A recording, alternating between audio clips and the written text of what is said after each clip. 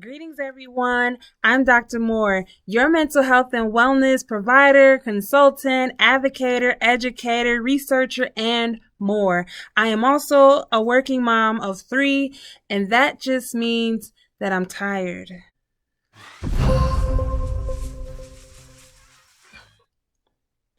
And in all things we say, Ashe. Ashe. And welcome.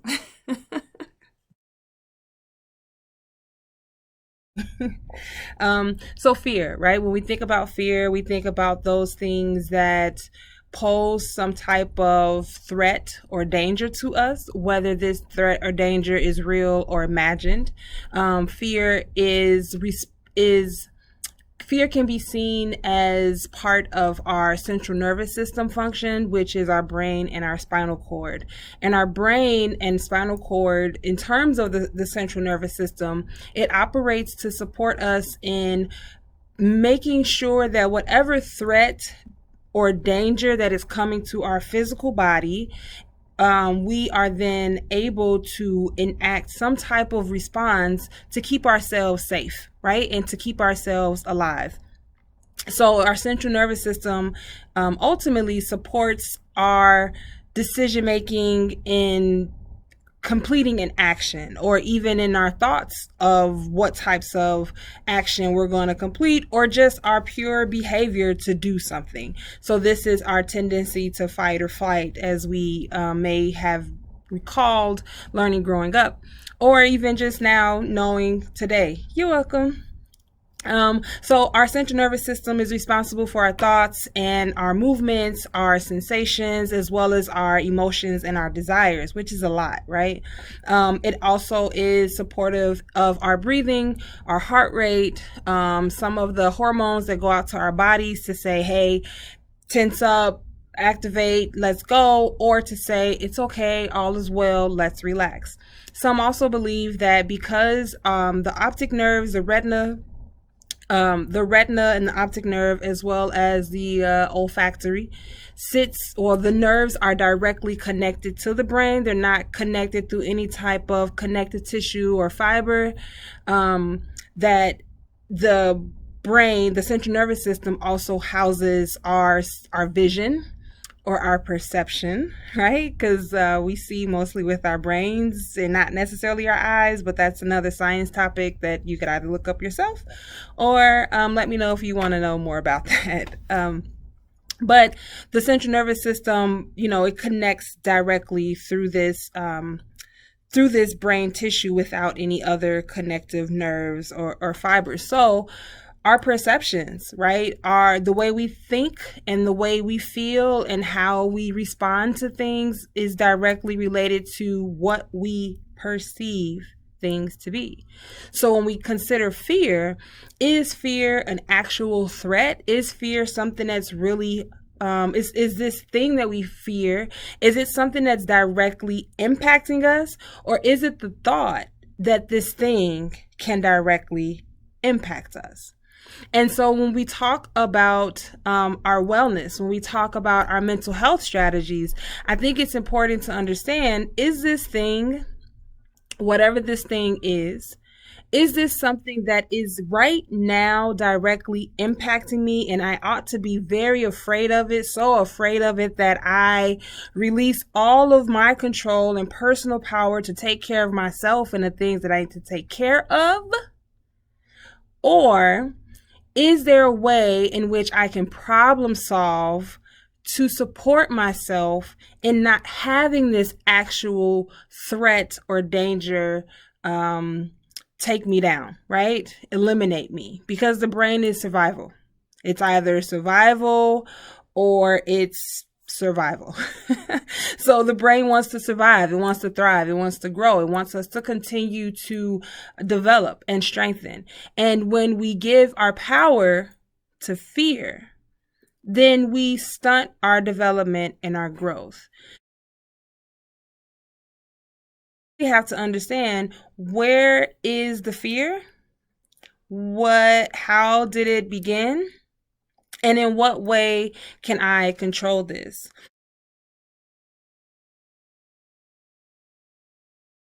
When we give our power to fear, then we stunt our development and our growth. Now, this is not to minimize any actual threat of danger or harm that is coming to us or that has come to us. This is more so to say, if something has not occurred, and maybe if something won't occur, right, outside of what's going on right now, how can I best support myself in making sure that I am maintaining the control in my own life? What we need is to focus on the things that we can control and to be thankful for the things that we do have. So, so it's really important to make sure that we are maintaining our physical health, maintaining our social health, our emotional health, even our integrity and our spiritual health, as well as our intellectual health, which supports us in being creative and having fun and smiling and laughing. In this time, we may be getting a break in some cases to re-examine how our systems are working. And I'm not speaking of governmental systems, medical systems, none of that. I mean, our physical, emotional, psychological symptoms. How are you today? So when I say things such as be well, I don't mean bye, see you later. It really is be, right? Which is an action word, which is a verb. It's something that you are doing. It's not something that is done or has been done. It's present. So be present, right? Do this now. And well isn't I have straight A's on my health report. Well isn't I've never done anything damaging to my body or to my energy or to other people. No, wellness is a construct that you can develop out of your own sense of integrity, out of your own sense of want, out of your own sense of need, and also something that you can connect with others.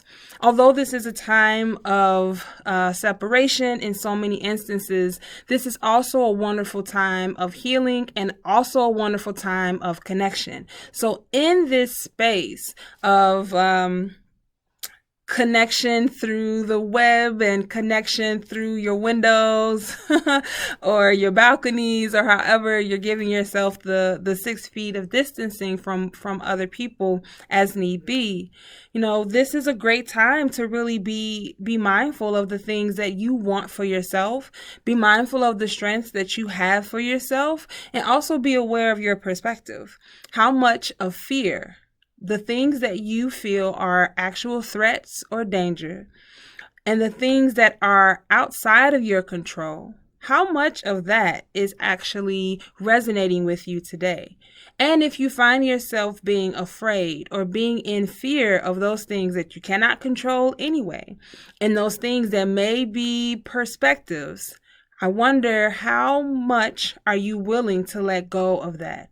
How much are you willing to release those fears? And what does it look like to release those fears? Is to make a plan for making and creating some healthy choices. Are there ways in which you can drink more water today? Are there ways in which you can get a little bit of exercise in your routine today, whether that is just touching your toes or taking some deep breaths? Are there ways in which you can rest your body, rest your mind, maybe take a nap instead of sit and watching hours and hours of TV? That's probably insinuating more fear based on a perspective. Are there ways in which you can use your tone and your gestures to promote kindness and love and gratitude towards yourself, as well as, and if you can, be an active member in a social setting, whether it's within your own home, so ensuring that you're spending quality time and you're showing love and support, if not to your family that's around you, even to yourself. So telling yourself that you are welcome, telling yourself that you give thanks, telling yourself that you matter, that you have values and purpose, maybe sitting down and creating some goals for the next 30, 60, 90 days, for the next 1 year, 2 year, 3 years, 4 years. But bonding with yourself and seeking out those things that you need and those things that you want with the things that you already have right now is a great way to strengthen your wellness. So in this time, I say to you, be well.